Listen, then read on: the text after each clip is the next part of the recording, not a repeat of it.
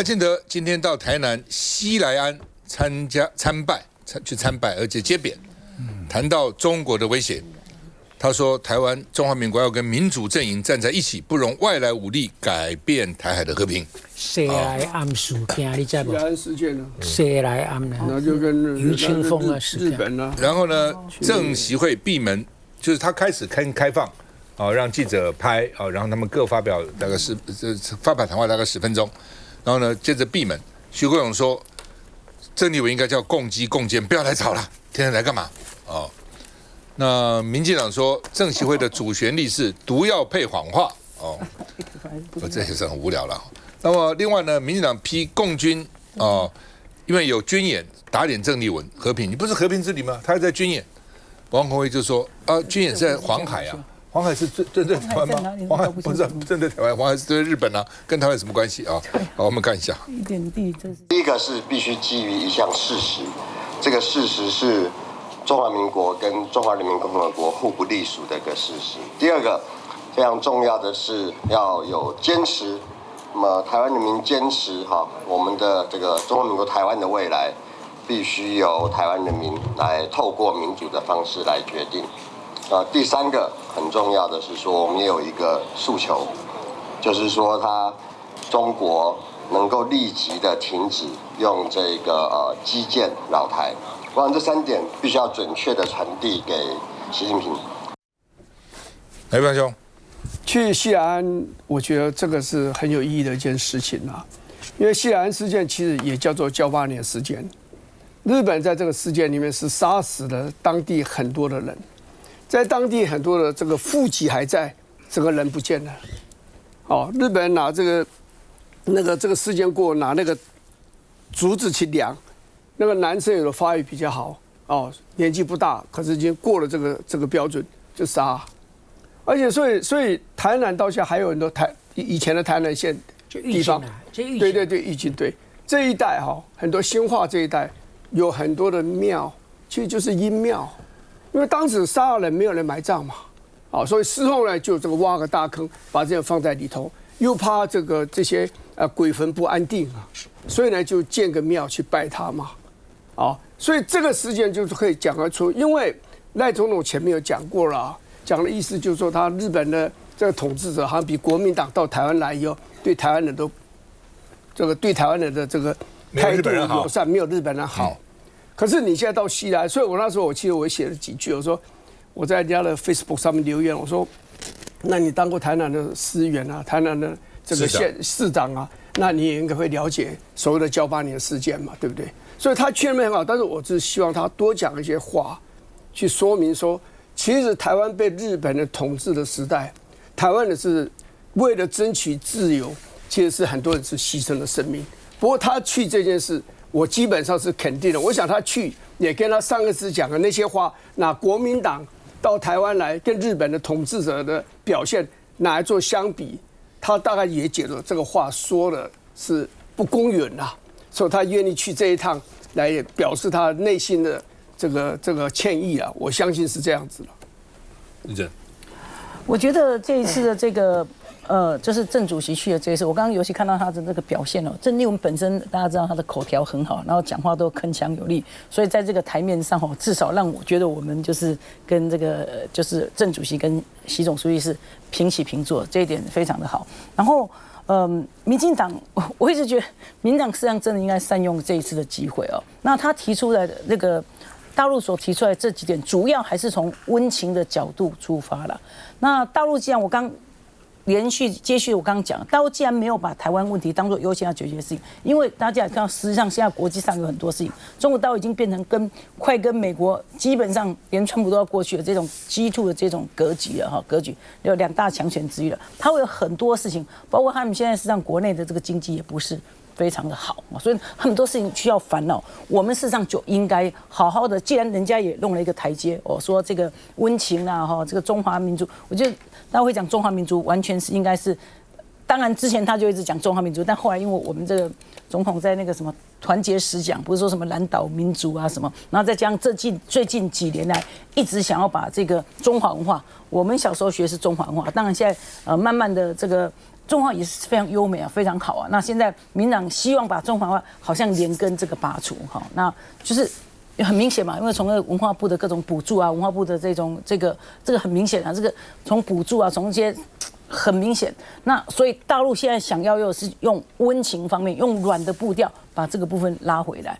那既然大陆现在没有说要喊打喊杀，全世界都觉得是一个很危险的这个还是危险的时候，习近平他的讲话是非常有定锚效果的，对吧？毕竟是这个全世界这个数一数二的这个领导人嘛，他既然可以释放出这种和平的这个善意，和平的善意，不管民党今天又要批评成什么样，既然他肯这样讲出来，他一讲话会对整个下面都是会有影响的。那国际上对于整个台海局势的这个评价就会觉得比较没有那么大的风险了。这个实际上对这个民心的稳定啊，实际上是非常好的。补充2点哈，我觉得第一点呢是很可笑的一点，就是我们的外交部啊交代郑丽文到了北京啊，一定要告诉他们两国互不隶属。你有没有觉得这个很可笑？你过分也到时候，我跟你讲，这种话还要你交代？真的郑丽文可以这样讲的话，他就不用出门了。其实，在世界上在各个不管国家或地区之间，有时候很多往来，很多东西，有时候外交的最高艺术就是模糊嘛，模糊艺术大家就往前发展嘛，经济发展实在的老百姓的民吃饭才是重点。还有第二点我要讲的，就是说绿营这边啊，都很多人都这样讲，就是说啊，你太没有礼貌了。郑丽文去了，你起码这段期间军机就不要绕嘛。好，不是听我讲了，听起来说言之成理哦。我跟你讲，如果这么简单，如果郑丽文来了，统统不要去绕了，军舰都不要去，那他回去了，开始一个瞪了一个射了，你觉得老共有这么蠢吗？对不对？这个也未免他看中郑丽文了，何况现在台湾是民进党在执政对不对？现在民进党就是不承认9·2共识。何况老共也讲过，我的军机也不见得照着台湾就下台湾，我照给老美也看到，所以郑丽文没有重要到说他去了北京，军机就要停止。我基本上了就是为什么现在老共这几年以前就开始讲中华民族了，现在讲民族，为什么？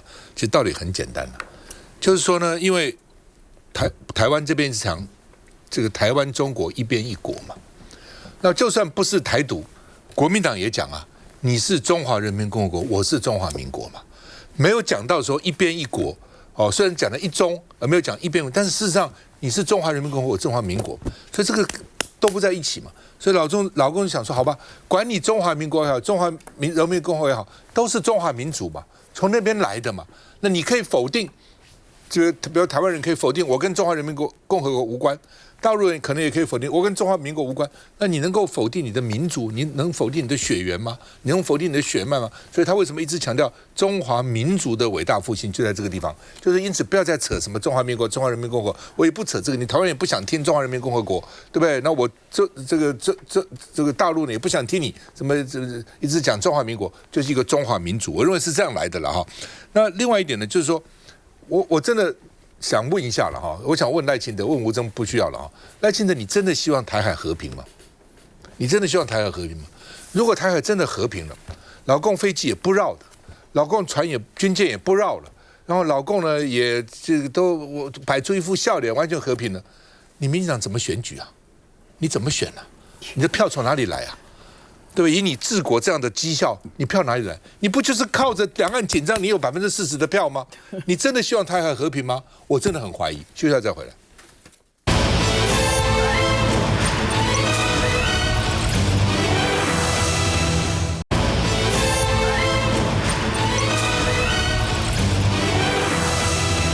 好，赖清德再喊话，赶快通过军购条例，朝野要团结，国防不能打折扣。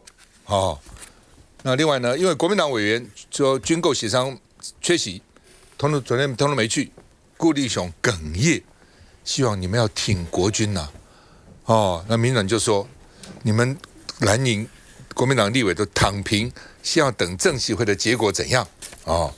那另外呢，说因为蓝委集体缺席，所以昨天军购协商破局，林楚英就呛说，你把台湾送给习近平当见面礼，所以不审我们的军购条例然后呢，这个民进党立委陈冠廷就说，希望韩国瑜主持加速进程，因为呢，国民党下礼拜排考察，就拖延军购条例的时程，考察就不能审查预算啦那吕许婷国民党的发言人说呢，我们上个礼拜五已经排出了15、16号，不会耽误，已经排了15、16号啊，对不对？已经排好日期了，我们赖什么账呢？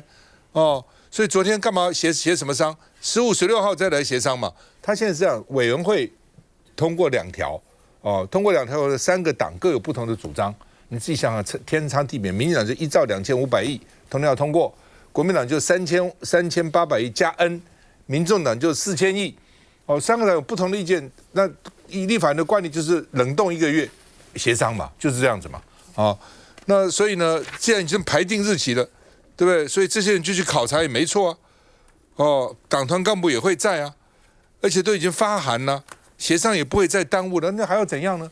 当时记不记得赖清德那时候过年一路讲说，哎，拜托你们要交付审查，只要交付审查，记不记得讲这话？那现在交付审查啦，交付审查立法院有一定的程序要走嘛。哦，那我觉得只是因为郑丽文现在到了，就故意讲啊，政协会就耽搁我们了等等啊。之前就讲啊，要给政协会做礼物啊，要有政协会啊，说不审查、不交付啊等等。好，现在又爆出共谍，最近老出共谍了。绿营爆出共谍，前3立制作人李能谦涉及出卖超过3000笔军情个资，被检起诉，求刑12年。哦，他这个就3000笔，把很多的这个军职人员哦往这个就是很多了，反正很多人的个资哦就出售牟利。那这家伙本来就有一些前科了。哦，那为什么讲他？我说他3立不就是绿营啊？3立不一定都是绿营啊，3立是媒体工作啊。我们 TVBS 很多人以前在3立工作过。他说不是因为他是3立，所以他说他是绿营。所以他以前他的表现，他在网络上表现啊，冒充小草啊，骂这个啊，骂那个，很多的表现他是亲绿的。哦，从这点说他是亲绿，并不是说因为他是3立，所以是。我觉得3立为什么就绿的？哦，3立不一定是绿的啊，人在曹营心在汉的也很多啊。那另外呢，收2万人民币出卖立法院的密件，这个朱正奇的幕后主使是海峡导报的主任，我都搞不清楚海峡导报主任。说海峡导报是中共对台统战核心媒体，叫海峡导报。哦，新闻中心主任叫做王伟。哦，他过去借由采访之名，在台活动超过10年。那他后面主使是他。哦，看一下。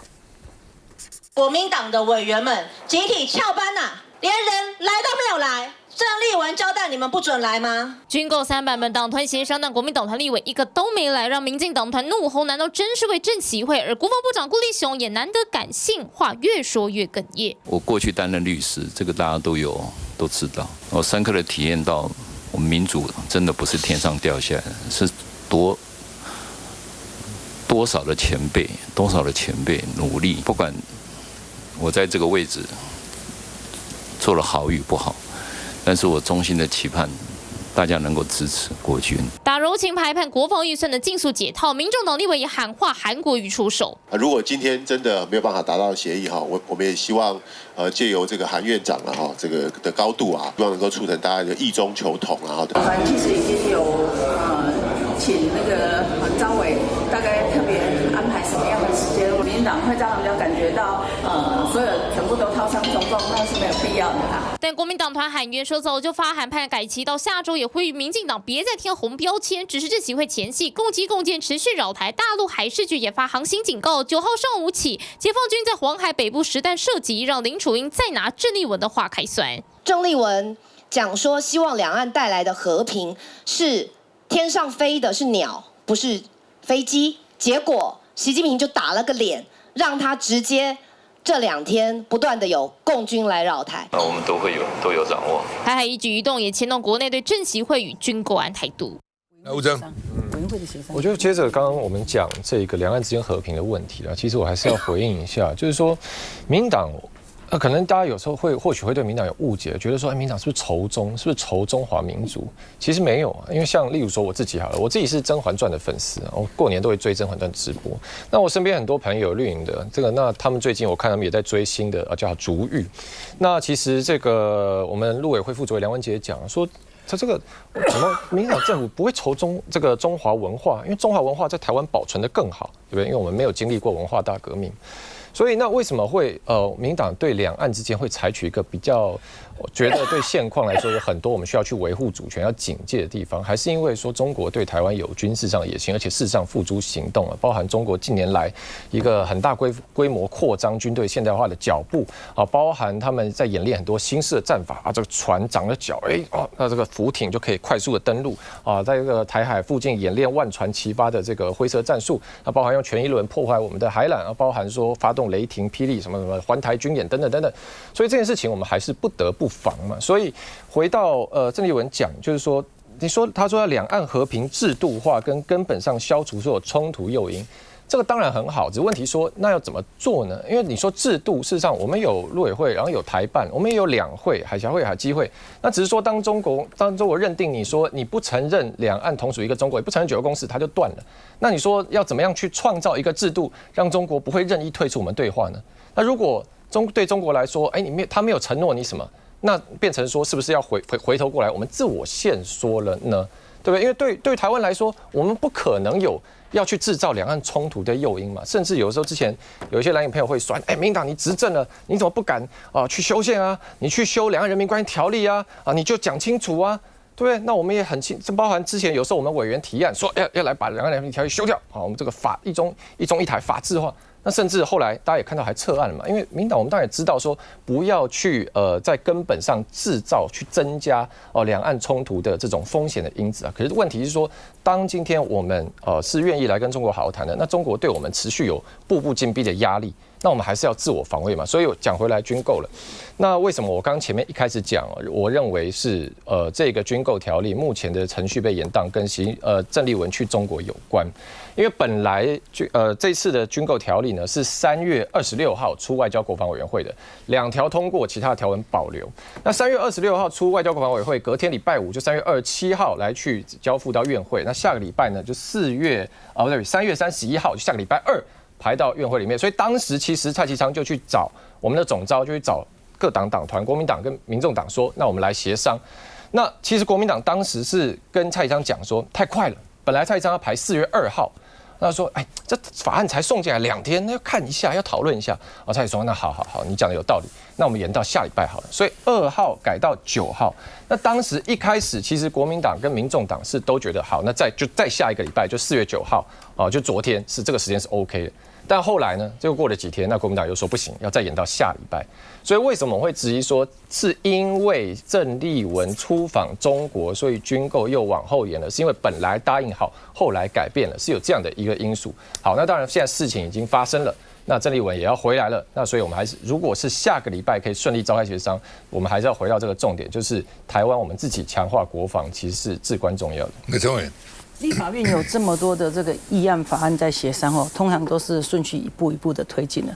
反正它的这个冷冻期就是1个月嘛，出委员会1个月。那这1个月中间因为这个是这个议案的这个召委是民进党的陈冠廷嘛，那就陈委员他负责来召集。他要召集什么时候？又有2个协商，一个是由召委协商的法案的修订林委员知道。那最重要的是由院长召集的那个叫朝野协商才是重点，前面这个叫党团协商，党团协商常是如果没有共识的部分，都也是合各言而至啊，有讲没讲，其实答案都一样，因为最后还是要经过朝野协商，所以没有去这个党团协商。常很多案子，如果是国民党召集的这个党团协商，民进党也从来没有派人去，所以今天他们是故意派一整排人去，其实只是要做文章而已啦。那国民党是不随之起舞所以这个召委主持的这个协商有没有参加，其实根本都不影响大局，还是那个院长主持那个协商才是重点。那党团的代表3长都要去的，有签名的那个才会是最后要不要送表决这个法案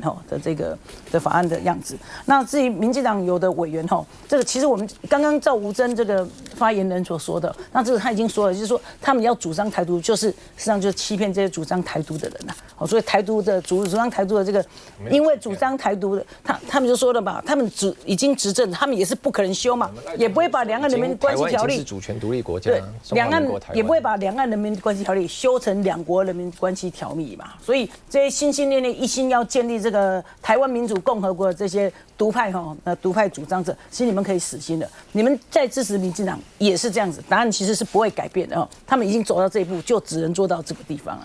反正现在什么都扯到曾丽文了。这连他那个交通车，我刚刚看到立美队来扯，我有看到，说什么就他不尊敬啦，没有给他好的规格。那个是从来没有去过大陆的。给他做，我刚刚去问一下，他这个交通车是连习近平都坐这个车，他是在上海、在南京、在北京。他们都坐这种，他名字叫做 Coast， 啊，他就坐这种车嘛。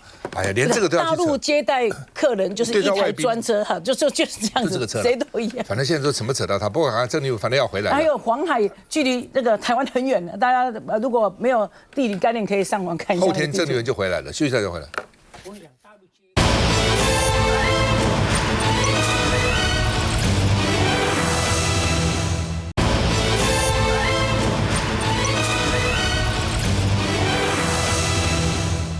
好吧，刚刚也讲哈，他们说郑丽文的车子规格不够，你看习近平也是有这个车，反光了，习近平也是有这个车，看到没？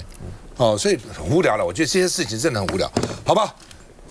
国内李洋，这李洋是什么？体育部长，因为他有2个金牌哈，那他的副手次长辞了，居然他看报道才知道怎么回事，我们看一下。运动部成立的这一天，2位次长一左一右，也预告着未来其对李洋的重要性。不过才共事7个月，郑世忠说自己先走喽。你昨天有遇到他吗？昨天有遇到，有看得出来他要辞职吗？看得出来吗？我应该是看不出来。那你说你是刚刚才得知，早上才得知说他要辞职，那你是怎么得知的？是从媒体得知吗？对，听起来有点怪怪的。按理说，次长请辞令，先跟部长说，双方沟通后，下一步再转给行政院长，院长再予以准辞。不过李洋完全不知情。我也是刚刚得知，那当然等到这个请辞的部分，文来到我这边的时候，我才能跟市长去了解。但或许等不到李洋了解，行政院已准辞。院长也非常感谢郑次长的付出，对于他的个人的生涯规划也是给予祝福。难道郑世忠是直接跟卓荣泰请辞吗？因为消息曝光是在9号上午，郑世忠亲口向平面媒体证实，因阶段性任务已完成，故主动请辞，未来将归建国体大。而据悉请辞令虽5月才生效，但郑世忠已休假中。你的这个人事的部分好像有点被架空了。跟委员您报告，这次长的任用应该是行政院，也是行政院。我的了解，你的次长全部都是行政院派给你的。我的了解，任用权应该是行政院。所以他的辞职也不会跟你讲，就跟行政院讲。然后重点是对你也很不尊重啊。不管他是怎么来到运动部，但你们也共事这么久了嘛，要离开也要跟你讲一声啊。怎么会完全不理你？立委替部长抱不平，不过郑世忠否认跳过李洋，说一切都按规定来。传出来哦，这个郑世忠哦，因为本来以为他自己会当部长，没当上部长，所以呢说好吧，李洋既然来，我就跟他磨合一段时间，看能不能这个合拍，就看来显然不行，所以这是所谓的新闻幕后了啊。那另外呢，这个好吧，老沈先看怎么次长辞了，部长都不知道。这个事情呢，就是可笑，就表示说老大什么老李根本都没得讲话嘛，根本都没感情，那么你做不下去了，你应该也找机会跟大讲，大，我大概做不了呀，先给你通知一下，我后礼拜4你唔通丢惊，应该是这样嘛？怎么部长不晓得看到报纸才晓得你要辞？这个 speak for many things, everything， 就是讲。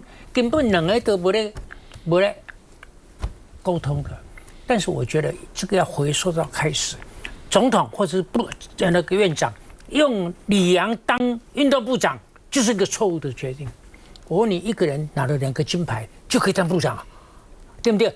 但是因为这个大家都水高这个巧，这个优秀，或者部长没什么唔对，没有一个人讲 no。这是为了讨好人民嘛，就没人敢讲不好嘛。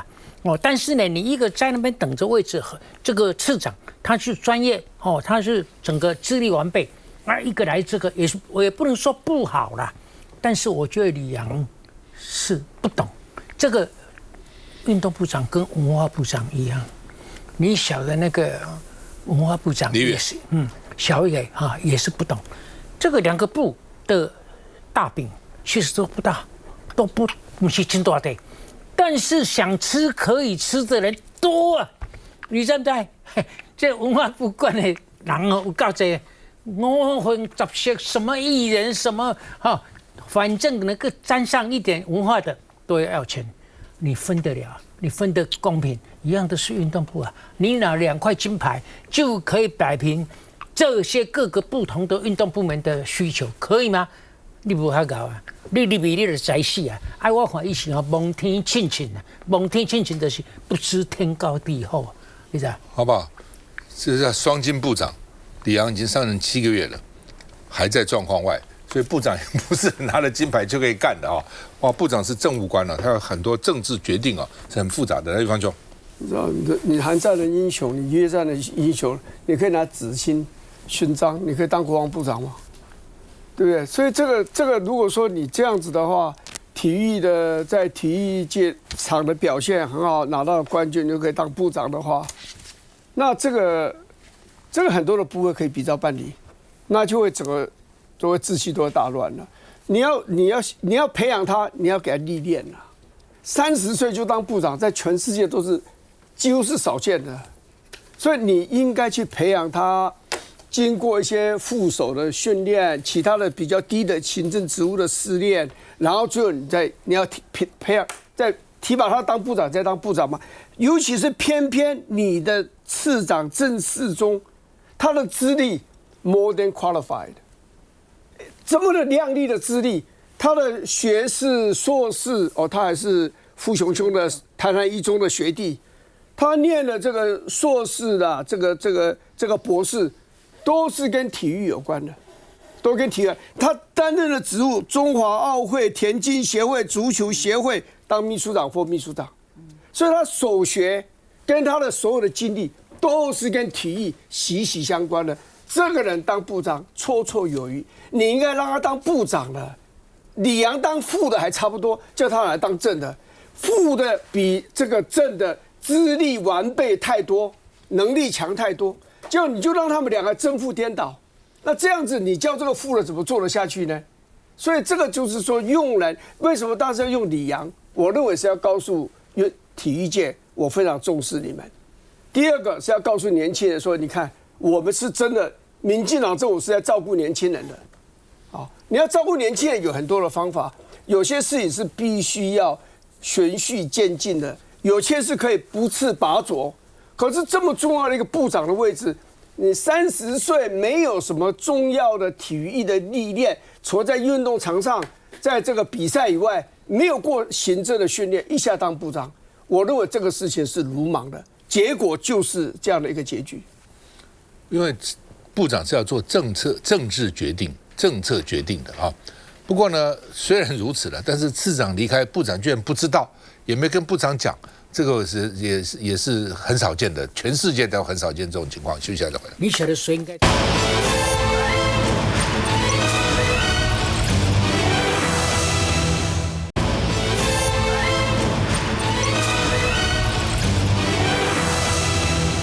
中选会哦，因为这次他们提了5个啊，然后呢，立法院通过了提名了7个，立法院通过了3个加1个主委哦，游盈隆。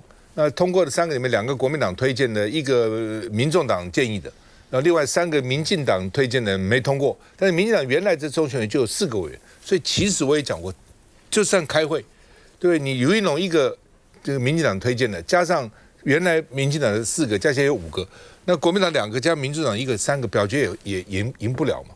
哦，那所以在这种情况之下，你就赶快发布就是了，立法院居然通过了嘛。那个卓荣泰就是不肯。他说：“哦，你在野党失信，当时跟我讲好的，居然现在不给我通过。但是我就好奇了，到底当时怎么讲的？真的有答应吗？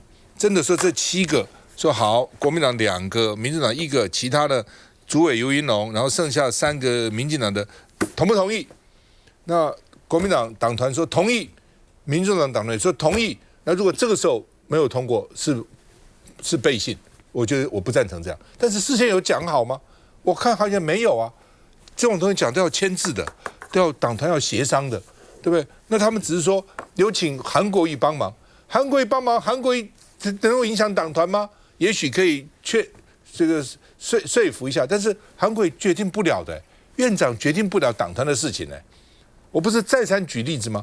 那时候我在立法院的时候，那个时候梁树荣啊这些立法院长、牛文尧立法院长，我常常骂他们的。我说为什么不决定？这边拖什么？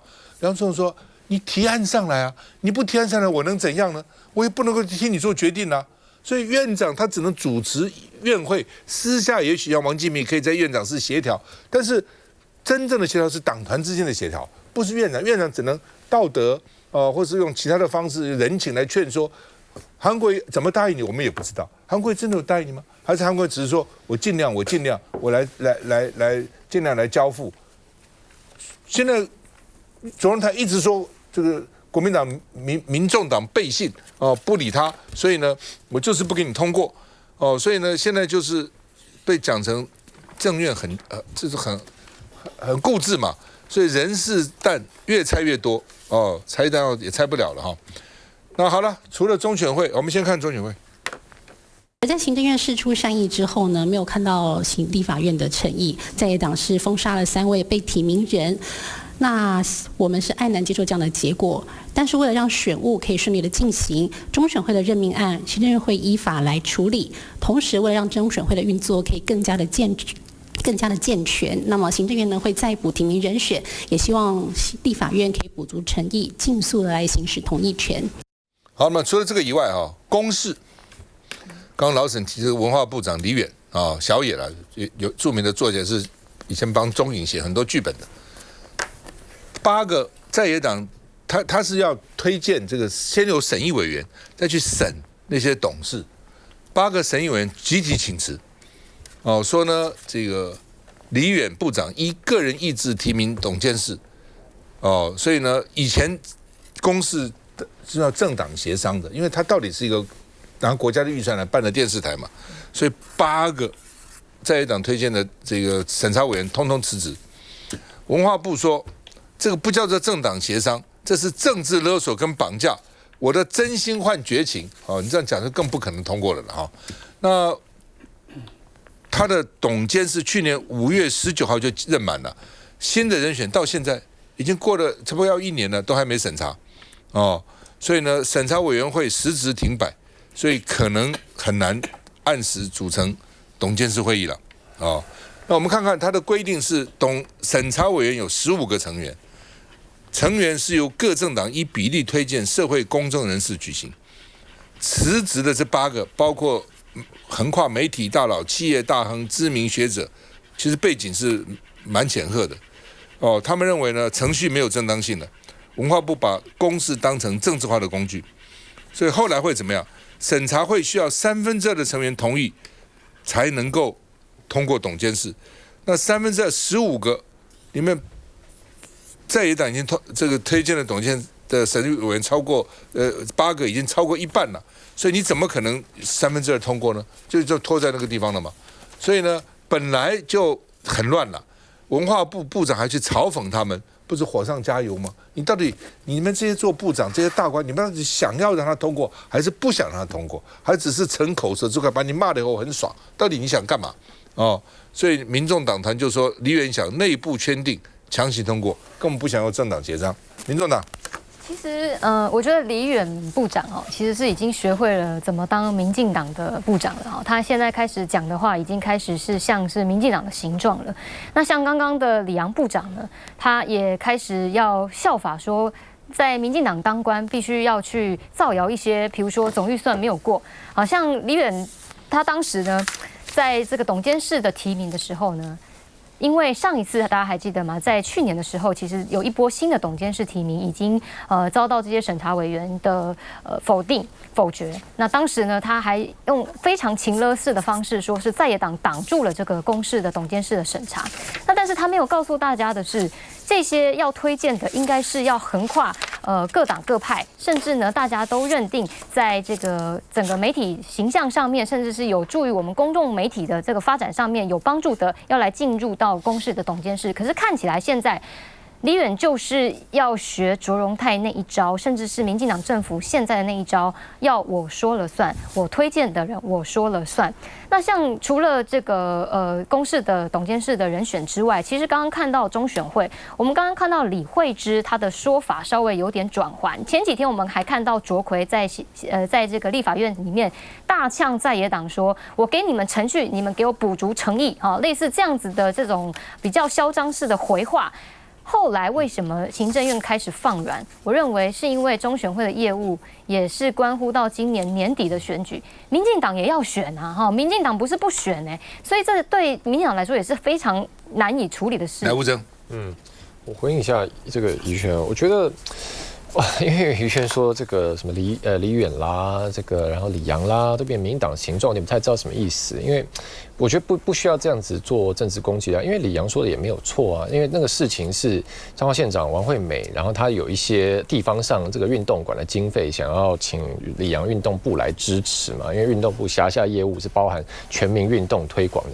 那李阳当时是跟县长讲说啊，这个总预算没过，那总预算现在真的也没有过啊，所以他事实上。通过了新兴预算是不，而且不发布的。第一个事情是对你们有那个712的一个新兴预算动支的决议哈，但是政院包含卓荣泰院长说，还是要整个总预算一起来做实质的审查通过，这是一个事情。那另外一个事情是，就算已经过了712里面，因为王惠美要争取这个东西，也不在712的新兴计划里面嘛，对不对？那所以这个东西本来它一定还是要回归到整个运动部底下。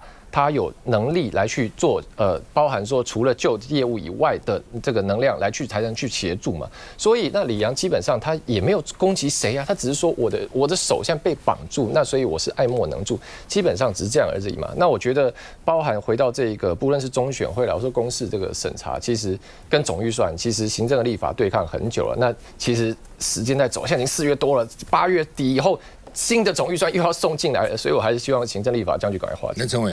是啊，我也是希望赶快化解。所以我们现在我们不是非常重视国防吗？所以我们不是要花1.25兆来买这个武器吗？那我们通过的军人加薪也不用1.25兆啊。既然这么重视国防，那就赶快让军人加薪这个法案已经3读通过，赶快编预算进来啊！我们不是常常在有事的时候都希望警察要出面吗？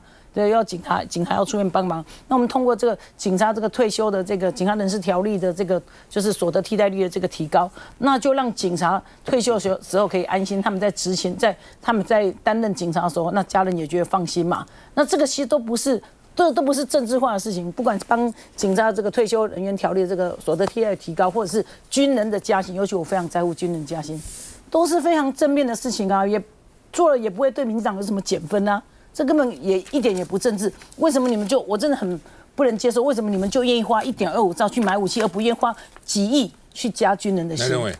我觉得行政院要正视一个问题，就是说现在控制国会的多数是在野党，那你常常选择跟国会硬碰硬的方式，我认为这个是不对的，至少是不知慧那你譬如说你要拒绝彰化县这个县长，我讲李部长，你要拒绝他，那你要柔和一点，你不要让他觉得不甘。你说我跟你保证，总预算通过我就给你，我这预算我就支持你。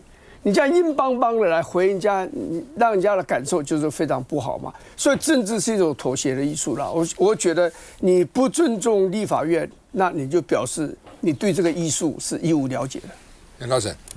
我讲过，上个礼拜我讲说，以法治号召的国家其实是人治的社会。最明显的例子在美国，你想川普怕谁啊？川普谁都不怕，幸亏最后到了大法官会议，挡住了。但是大法官会议管的事情不够多，而且这整个过程太慢了。所以呢，我觉得政治学者应该写一本书，就是说大家号称的总统治下的三权分立有多好。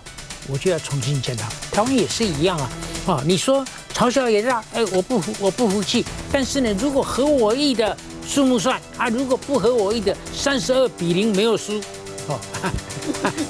这是什么样的一个社会啊？所以，不过制度是归制度很多时候人还是很重要的。所以丘吉尔讲过嘛，丘吉尔说民主制度是最坏的制度，但是全世界还没有一个制度比他好。那我们选总统的时候，表示他是有缺点的啦。我们选总统最后有一个问总统的辩论会，就大家问他什么政策什么政，应该要问他说，你当了总统以后，你会是怎么样的一个人呐？应该这样才对。他在选举，当然我是一个好人，我一定是一个公忠体国，一定是一个跟大家协商，一定是一个不当选以后是另外一回事情了。